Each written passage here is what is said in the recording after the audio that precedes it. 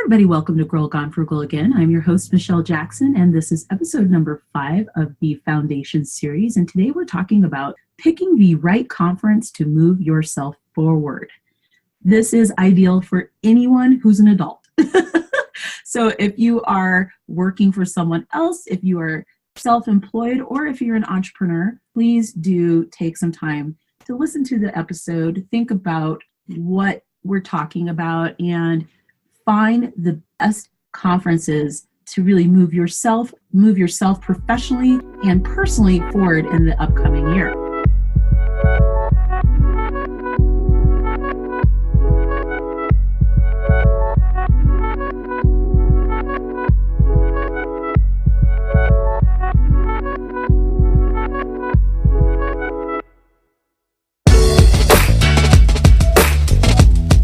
Right now is about the time when most people are solidifying their conference attendance, like the different conferences they plan to attend. Hopefully you attended a couple of conferences in the year before, or maybe you never had the opportunity to go and you're like, I think it's time for me to go to one and check it out. Like, why are people so excited about them? And I'm going to kind of talk about why they're important, why people geek out about them, and the things that you need to think about before you pick the ones you go to. So in 2017, I attended 6 conferences. I am not going to really say all 6, but I attended 6 conferences. A couple were in Denver. One was free. One was in Portland. Another was in Alabama. Yes, in Alabama. Another was in Texas. And I really had a very diverse and interesting experience. I learned that not all conferences are created equally. I learned that a free conference could exceed and surpass some of the conferences that I paid for. And I learned a lot about what I won't do moving forward as I go into a conference season. I'm very heavily focused on ROI, return on investment. And my goal is to spend as little money as possible on any conference and get as much as possible out of it that I can. In case you're wondering, I tend to average between $650 to $1,100 on per conference, unless it's the free one that is Denver Startup Week, which obviously I don't have to travel to, and well, it's completely free. My goal whenever I attend a conference is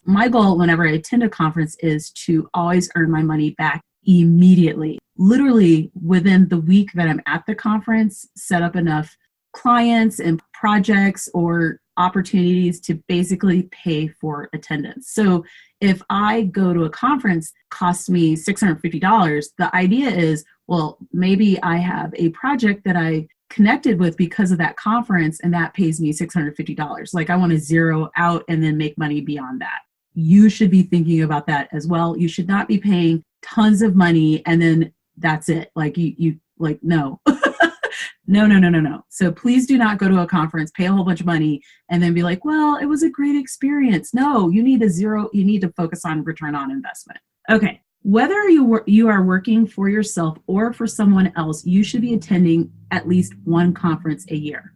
Local conferences are great. So if you are a person, you've got little people, or you're not a traveler, no big deal. Local conferences are great. If you live in a smaller town, I'm sure there's a big city close enough to you that has conferences. And in fact, one of my favorite conferences to attend each year is Denver Startup Week, completely free. Some free conferences are worth attending, just as I mentioned before. Mark Cuban was one of the speakers. Yeah. Casey Neistat was the keynote speaker, the kickoff breakfast keynote speaker. So there is a lot of value in going to the right conference event, but there are some things that you need to think about and consider. And I'm actually going to just ask you a lot of questions to help you think about what is important to you. I will eventually create a PDF so that you can download it and have that for yourself later. But just so you know, here is a question that I get asked, that I've been asked, which is, do you have to attend a conference for the field that you're actually working in? So if you're working for someone and you're like, well, okay, I'm going to attend a conference for myself, like a kind of an outside of work kind of thing. No, you do not need to attend a conference in your field if you're not passionate about the field that you're in. However, do know that your skills are transferable. So if you are looking to become a professional blogger like I am, I've transferred all the skills that I gained from my regular 9 to 5 back in the day to what I do now. So no, you don't have to attend a conference that's in the field that you're currently in. But before you go, you do need to think about a couple of things.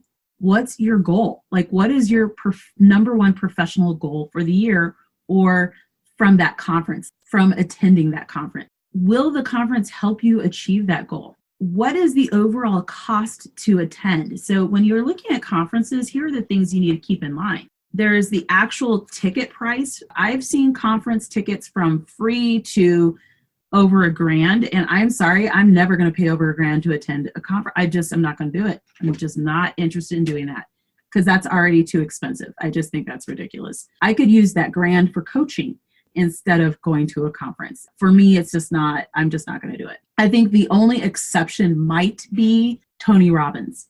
Might. Okay. Transportation. So hotel, tickets, transportation, food, after conference, access to information, any of the sessions that were run during that conference. Do you get access to that? Do you have to pay for access to that? One of the conferences that I attend, that I've been attending for many, many years, we now have to pay for access to that after conference information. It's a big change. I don't blame them actually for doing this. It's a lot of work to put that together and put it together in a cohesive way, but it is a change. So it's something to get used to, but I'm not surprised by it. Do they have events? Are events included in your attendance or are they extra? Is there a mix? Think about the overall cost to attend. So there's all that stuff. So again, hotel, tickets, transportation, food, after conference access, events, and any VIP things that you might have to pay for. So really think about, is it worth it to you to pay for all that stuff? Look at previous attendees' success rate. And the tricky part about this is the conference attracting people who've already attained successful outcomes? Is the conference attracting people who are in the process of attracting these outcomes? Or is it a mix of people? Or is it a conference that's brand new, which can be very valuable in its own right, because that is a great way to build community. A new conference, when it's in its infancy, if it's done really well, it could be a community that just really helps move you forward in the future as people attract success. Where exactly is the conference being held?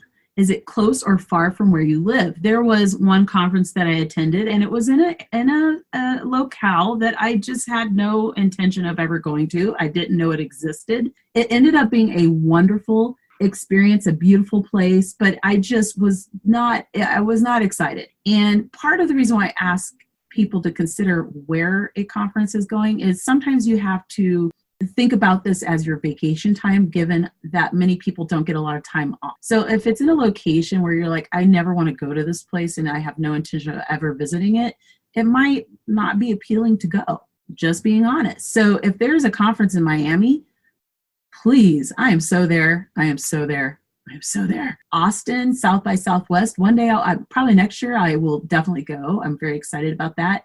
But there are different places, which I won't name, where I'm like, I have nothing about this excites me. Like, why would I want to go?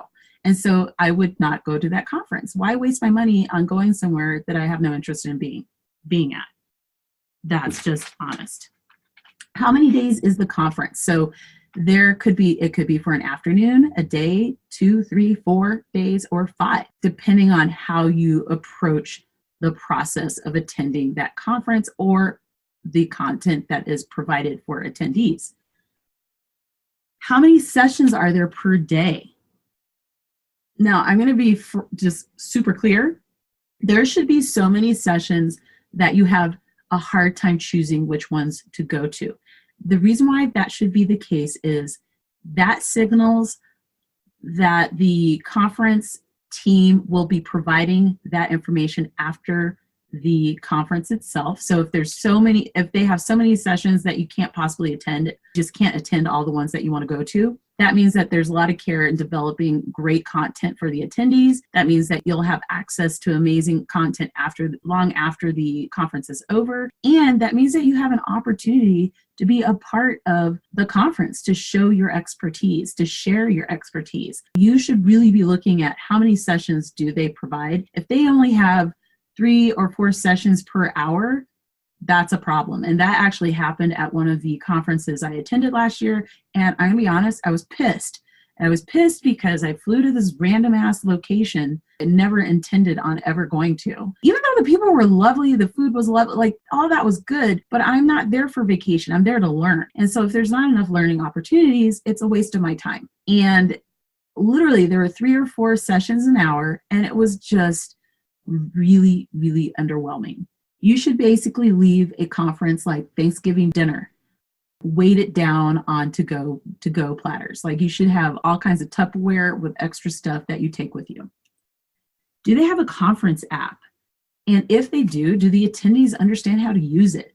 Now, the tricky part about this is if it's the first year they roll out the app, no one's going to understand it because it's the first year. If it's the second year, then it should start to be a part of the culture of the community, and they should really understand how to actively use it so that it facilitates networking beyond the conference itself. You should be able to get on that app well before the conference starts and then have access to it for a while after the conference ends. You might not be able to have access to the app 7 months later, but maybe 3, 4, 5 months later, you should be able to get information, reach out to people, that kind of thing, or at least write it down so that you can do that later once they take the app down. Is there a way to see and reach out to attendees easily? One of the conferences I attended, I feel like it was the same one. That one just had problems. Anyway, I couldn't figure out who was attending the event. And it was really annoying because how am I supposed to collaborate, follow blogs, follow projects, listen to podcasts if I have no idea who you are? There was no active list, and it was really irritating. It makes no sense to have no area where you can find the people attending. If there are more than 100 people attending an event, you need a list. You need a list. If you are creating a conference, you're thinking about this kind of thing, you need a list, okay? Period. It could be because any of your attendees who have a blog, podcast, or vlog, they are out on public record.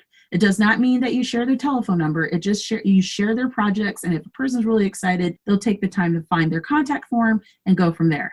But it makes no sense to run a conference without that kind of information or access to it, and it's a huge pet peeve of mine, as you can tell, because I'm getting heated. Eat it, tell you. Okay, are there opportunities to socialize in groups smaller than 50? Some of the conferences I'm attending now are huge, and even as an extrovert, it takes a lot of time and energy to get through all those people to have substantive connections. Look for opportunities to meet with people in groups of less than 50. Why less than? In fact, I prefer less than 30 because then you really get to know people. An example of that was I went surfing at FinCon 16, which was held in San Diego. It was to this day, one of my favorite events ever. There were about 20 of us. It was a really foggy, misty day.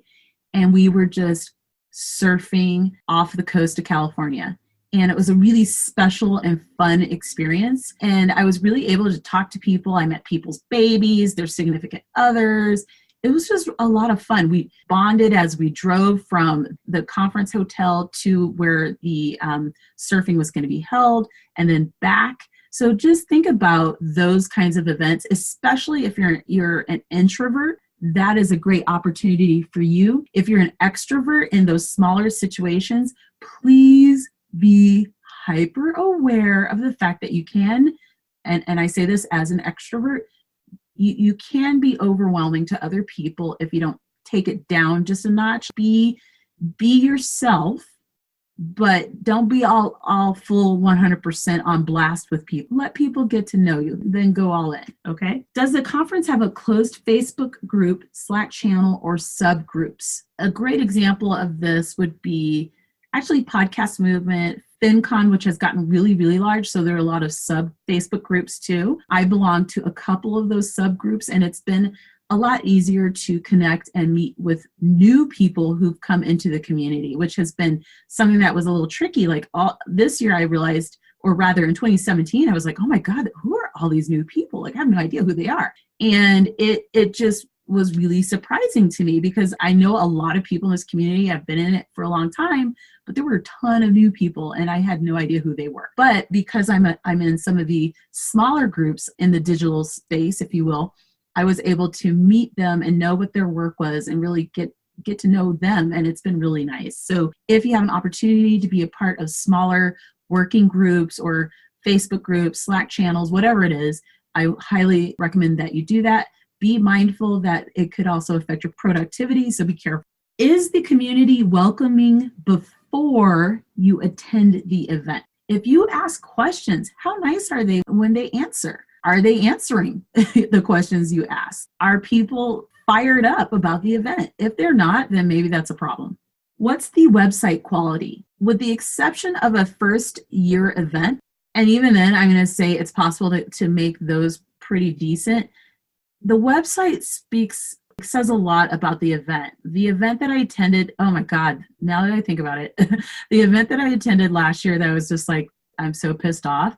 There are a couple problems with the website. One is the website's really dated. And so for the size of the event itself, it makes sense for them to update the website. It just does. It's clunky. It's hard to navigate. It's just not at the level that it needs to be at for an event like what they're trying to do. So basically, it needs to be improved upon. And if you're unwilling to spend $2, $3, $4, $5,000, depending on what you're going to do for the website, I worry that the attendee experience before and after is going to reflect that website. Just being honest. A wonderful website that's super simple, super easy to navigate, very clear. That was from a first year event, was my friend's Lola Retreat website. They did a really good job of showing who the avatar, the ideal attendee would be, information about the why, the passion behind the conference itself, even though they call it a retreat, but in my mind, it's basically a conference. They had an area where you could easily purchase tickets.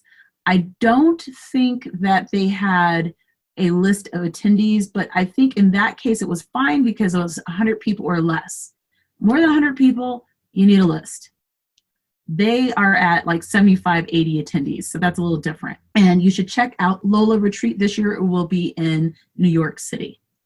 And I will share a link in my show notes. How approachable is the founder or the committee or the conference staff? If you have something like Tony Robbins, Embrace the Power from Within, or whatever his thing is called, obviously you're not going to hear from Tony, okay? That man is all over the place, dunking his head in ice and cooling off and talking. So no, you're not going to hear from him directly, probably because he's all over the place. But you're going to hear from his team. And so when you start asking questions before you ever buy your ticket, how quick are they to respond? And is the response pleasant, clear? And I'm not saying that they should be responding in 5 minutes. I get sick of people having unrealistic expectations, but within 24 to 48 hours, there should be a great response to whatever question you've asked them. If that doesn't happen, that's an issue. Because if you need a refund or something happens, what's going to happen then? What's the dress code? Ask yourself, do you want to be dressed up the whole time or don't you? How comfortable will you be? I typically am attending conferences where I can just dress the way that I dress. Like I don't have to worry about how I look. I do try to look nice because I am really growing my personal brand, but I don't have to be anything beyond who I am. If you're a super dressy person and you want to go to a conference that's like super low key, that's fine, but just be aware of it. Are the attendees collaborative or competitive? Examples of this would be, you can kind of figure this out before you ever attend a conference. An example of this would be how they talk about the opportunities that are out there. If they're protective of them because they're afraid that you might, if they're protective of an opportunity that they're kind of working on and they don't want to tell people and you can tell, that is an example of a competitive space. If they're collaborative and they're like, hey, I can't do this, but I'm going to share this information with you, that's a huge, huge thing. If you're trying to do any kind of work or grow your life, you want to work with people who are collaborative because they'll tell you about cool things that are happening. You've worked through this whole list of things, you've considered them all, you've figured out what conferences are going to work for you. Here are examples of how a conference can move you forward after you've attended. You have better connections. You'll get information on job opportunities. If you have no interest in working for yourself, but you work for other people, you work in different fields, feeling stuck and you don't know where to start with a job search, going to a conference is a great way to get ahead on that. I used to attend a conference called NAFSA, which was the National Association for International Educators. I was an administrator. They used to call it something else, but I was an administrator, and it was great because we had both a regional conference and a national conference. The regional conference was really cool because that was a great opportunity to show your expertise. You could run a session. Basically, you'd have to pitch it, and they'd have to pick it. Those regional conferences were held in really cool areas in your region. So for me, I think the last one I attended was in Bozeman, Montana. It was phenomenal. Oh my God, Bozeman is gorgeous. If you like nature, if you don't, then don't bother. But if you like nature, go. It's stunning. Anyway, those kinds of conferences as a person working for other people are really important because then you learn about opportunities that come up. You'll meet people who are like, yeah, I'm pregnant. I'm about to leave my job because I'm going to be home with baby. You'll meet people who are like, hey, I'm moving because my significant other is just got a huge opportunity, so we're going to move. And so you'll hear about those kinds of things happening, and then that signals to you that there's an opportunity in that office. And because you've networked with these people, had fun with them, what have you, when you submit your application, your resume, they'll know who you are. And that's the key. People need to know who you are. And actually, I'm leading into the final podcast episode in the Foundation series, which is why networking has to be on your to-do list. You'll get access to resources to grow your own expertise if you attend a really good conference. You'll get the ability to position yourself as an authority, and hopefully you'll have people reaching out to you to work on future projects or collaborate on different things. That should be your return. I will say one thing about conferences that are held in October. Those are interesting because what will happen, and I noticed that with this previous FinCon. So typically FinCon is held in September. And this past year it was held in October. And I did a great job networking. I got my ROI, I'm pretty happy. But I am now getting reached out to by several people that I networked with for projects, and that happened all this week. So people just kind of disappeared. I was like, well, dang, did this work? And then, or we had a preliminary meet, like a phone call or what have you, and then nothing really happened from there. And now I'm getting people who are out of the holiday mode. They're done with the whole holiday wrap up, and they're ready to start putting together content and projects and things like that moving into spring. So I've already been contacted by several of these types of opportunities this week. So just know that if you attend a conference that is in late October, it's highly likely that the business seeds you plant won't bloom until January. I hope this was helpful. Make sure you grab a copy of the Unapologetically Money Hungry Money Manifesto that I am sharing with people. I think it's good to declare your intentions with money. And I look forward to sharing the final episode of the series, which is why networking has to be on your to-do list. Bye.